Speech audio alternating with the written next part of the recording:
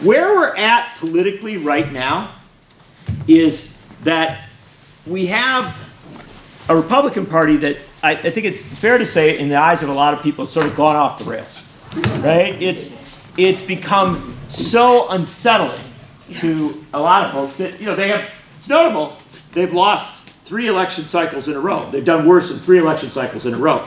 And many of their response to that is, well, we're just not doing it as extreme as we should, right? So the chances that, this is something that is not functioning very well. But the Democratic Party too frequently responds to that by saying, well, we'll be a little bit better than the Republicans. Not a lot better, just a little bit better. And the problem with that is that's not sufficient, right? That's not sufficient to get people excited to really come out in the numbers that you're going to shift where the politics of the country is. That fundamental change moment, like Franklin Roosevelt in 1932. He didn't just get elected, he swept in a whole crowd of people, and suddenly you're getting Social Security, you're getting labor law reforms, you're getting the Civilian Conservation Corps, you're getting, the New Deal, right? And so you need to get the big things, to get the real stuff. You got to have a big enough majority that when maybe a senator from Arizona doesn't show up for the things that you want to have done, and a senator from West Virginia doesn't show up for the things you want to have done, you can't be on those margins. If you're going to deliver big things, you have to have the majorities that actually are sufficient so you can lose a couple. Roosevelt always lost a couple. He always lost. Roosevelt, that New Deal coalition never held together completely, but it was big enough you could lose some. We're now in a cycle where we have not broken into that zone, right? Our politics has not gone to that zone. So what we have is elections that are incredibly hard fought, brutal, long, expensive elections. I know people in Arizona, you don't know what I'm talking about, right? You people have elections that don't even end on election day, right? They just keep fighting them forever and everything goes on forever. But our elections are intense, but too frequently, in most places, they result in just a little bit of a change. You know what I mean? It's like a slight margin. Right now, Joe Biden's president of the United States, and he's got the Senate, right, by a seat, or seat maybe 2, depending on how you count. But he doesn't have the House of Representatives. And before, he had the House, but he had this even split in the Senate, right? And before that, you had a Republican Congress and a Democratic president, right? Yeah, it's this ongoing cycle of you're sort of almost there, right? You're very, very close, but you're not close enough to actually make it happen. And that's the challenge of the moment that we are in. And I'm not here to tell you to be involved with one group or another. You're going to find your places that matter. But as somebody who's written a lot over the years about Progressive Democrats of America, it does seem to be that PDA is a group that actually thinks that it's time to break that pattern, right? It's time to not just win by a little, but win by a lot. And to win by a lot, the theory is that you're going to have to stand for something, right? You can't stand for a little bit better than the other guys. You got to actually be a lot better. And as this woman noted, when you get power, you got to deliver for the people that elected you, right? It's got to matter quickly, right? So we are in power, and things start happening, right? And give credit to our Republican friends. When they've gotten power, they've done big things, right? I mean, you look at that Supreme Court. That is a transformed Supreme Court. Now, how they did it, boy, Mitch McConnell, and I actually think someday we're going to write a history of this era. It'll be, they'll say, yeah, you had presidents, you had various presidents, but it was really the era of Mitch McConnell, right? Because he's the center of gravity for the whole thing. And what did Mitch McConnell do? The one thing he wanted was to deliver those courts. And what did he do? Yeah, did somebody say cheated? Yeah, it's like, we've got a Democratic president who wants to appoint a Supreme Court justice in a presidential election year. Can't do that. Well, doesn't matter, it's been done many, many times in the past. You can't do that. And then you got a Republican president who wants to appoint a Supreme Court justice in a presidential election year. Can do that, right? So it's literally you change the rules by the minute, right? You do whatever, it's win at any cost. And frankly, I don't think that's how politics should be done. So I'm not here to tell you that that's the answer, win at any cost.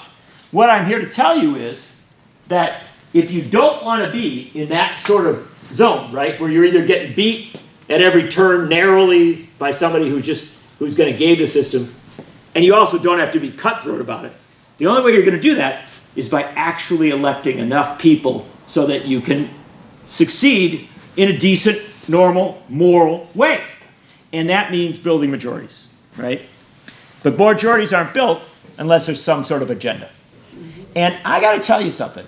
I believe this, I've covered politics for a very, very long time. Bill Clinton in the 1990s proposed health care reform.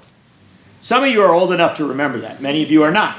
But I'll tell you, the health care reform he proposed was so complicated, nobody understood it, right? I mean, it was just thousands of pages. It was overwhelming.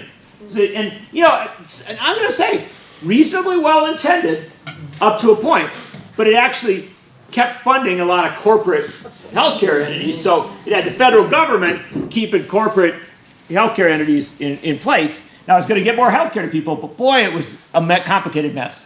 It was so overwhelming that it divided up the healthcare industry, so half of them were fighting against the other half, and the end result was we didn't get anything.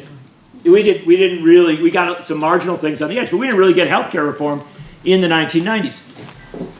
If Bill Clinton had proposed single-payer Medicare for all healthcare in 1993, the day he went in the White House, right? I'll tell you, he would have had it would have been a hellacious fight. The whole of the healthcare industry would have been against him, right? They would have been pouring money into it. But the fact is, he had most of them against him anyway, right? You also would have had, corporate America would have been giving you a hard time. You would have had a very, very hard time. But if he had proposed it and lost, right? Because they lost, right? If he had proposed it and lost on something that was clear and understandable, then he could have come back, and other folks could have come back the next cycle and said, well, we still got 80, 100 million people underinsured or uninsured. You know, why don't we try that thing that we talked? You would build it up, right? Over time, it would be, I would tell you, in 2 or 3 cycles of elections, people would be saying, yeah, I think that's what we got to do. But they didn't do that. And frankly, Barack Obama, who did a better job on health care than Clinton, got the Affordable Care Act, and that's a good thing. A lot of people got health care off it. But also, it wasn't single payer. It wasn't Medicare for all. And the thing is, there's still an awful lot of people who don't go to an emergency room because they think, you know, I'm feeling pretty sick, but I'm not going to go because if I do, I'm going to run up a bill I can't afford. I would like to counter that as an ER nurse. Yep. There's also a ton of people that come to the emergency room because they don't have health care and they can't get seen anywhere else. Right. No, I know. And you're right. That is such a good intervention. So it's both sides of this, right? Some people who don't go because they know I can't do this. Other people who go because this is their last alternative. End result is, though, our emergency rooms are overwhelmed, right? And healthcare costs going through the roof. We don't have a system that makes it logical and functional. Yes? But don't the people that know that they can go to the emergency room use that all the time? Like that's their like safety net, right? Yeah. Yeah. So that's it. But if our safety net is the most expensive way to care for people, right? And the way to care for people at the end of the crisis, right? You're going there when you really are in terrible shape quite often, then that's not a safety net, right? That's a money pit, right? It's a thing that is going to cost society immense amounts of money and have healthcare results that is, despite the great work you do, will be insufficient for what we need to have. And so we've ended up in this situation where we keep avoiding single payer, right? We keep saying, it's a really good idea, but we're not going to do it. Well, here's the problem. If you keep avoiding it, you're going to end up in a situation where you never get it. At some point, you have to say, this is what we need. We need a system that says healthcare is a right, everybody gets it, nobody out, and the second that that's implemented, here's one thing I'm going to tell you. No one will ever want to go back. They will never. Do you know, you point to me the countries around the world that have gone back from having a national health care plan. Canada? Nope, they didn't do it. Australia? Nope, they didn't go back. New Zealand? Nope. Finland? Norway? Sweden? Germany? United Kingdom? Once you get that, you never go back. Why do you never go back? Because people get addicted to having health care. It's like, it's a very good high. You know what I mean? It's like, boy, when you know you can get the care you need and it's not going to bankrupt you, you go, and sometimes you even get preventative care, right? You get care before things have gone to the crisis. And as a result, you never go back. And that's why it's such a big deal. That's why in the book we write about it at great length, because this is something people need to understand. And it is, once you've got single payer, or once you've got a good national healthcare system, which, by the way, makes sure that people in labor unions who have good healthcare don't lose, you know what I mean? We integrate it in, we make it all work. We are conscious of how nobody gets worse healthcare out of this. Everybody gets better healthcare out of this. Once we've done that, do you know what happens? People say, that's interesting. Could we do something like that with education? Maybe make sure that everybody can get education and it doesn't bankrupt them and they don't end up with huge debts. And then once they've done that, they're thinking, could we maybe do something like that with healthcare or with childcare? Could we maybe make sure that everybody has childcare? And maybe could we do that with, paid leave? Make sure that everybody's got paid leave and it's family and medical leave. If somebody gets sick, you can go take care of them. Well, see, that's the reason that corporate power fights so hard against this stuff. Why they want it off the agenda. Because once you go across that barrier, then people are going to start to talk about having something that we don't say very much in America. Socialism. Well, I was just going to say it softer. I was going to say a social welfare state, right? A social welfare state. A state like Scandinavia, like Norway or Denmark or Sweden, where people go to work every day, they work hard, they have good jobs, they have nice houses, some of them have lake houses. There are some people who are a little richer, some people who are a little less. But the bottom line is, nobody falls below a basic line. It is, you have a baseline of human protections and guarantees. And that's a very radical idea given to us by Franklin Roosevelt, right? When he said, economic bill of rights, you got a right to health care, you got a right to education, you got a right to a job with fair pay. These basic concepts, right? They're not radical. They're what we would do for our friends and neighbors. It's humane and it's decent and it's functional.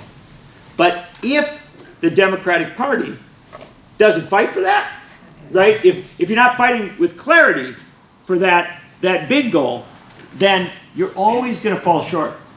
And so in our politics, and I'm not here to beat up Democrats. That's not my point. I'm here to tell you that if you're going to do politics, you want to do politics with the point of winning. And not winning by a little, winning by a lot. And the fact is that at this point, we can't afford to wait much longer.